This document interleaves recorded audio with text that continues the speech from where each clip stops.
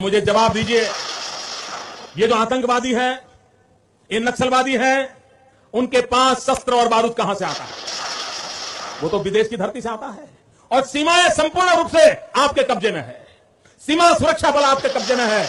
मैंने उनको दूसरा सवाल पूछा, हमने कहा आतंकवादियों के पास धन आता है, हवाले से आता है, पूरा मनी ट्रांजैक्शन का कारोबार भारत सरकार के कब्जे में है, आरबीआई के अंडर में है, बैंकों के माध्यम से होता है। क्या प्रधानमंत्री आप इतनी निगरानी नहीं रख सकते कि ये जो धन विदेश से आकर के आतंकवादियों के पास जाता है आपके हाथ में है, आप उसको क्यों नहीं रोकते हैं?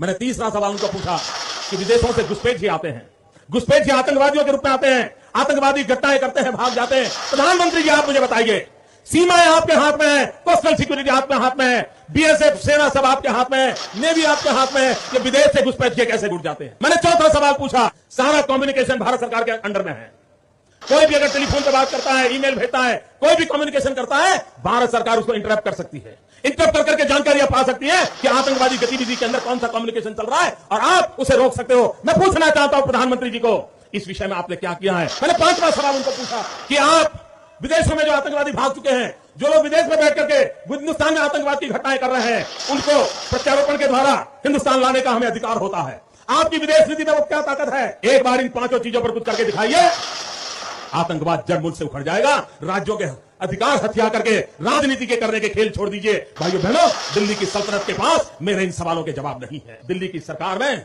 वो सीना नहीं है, 46 इंच का सीना लगता है दोस्तों, सब जाते हैं।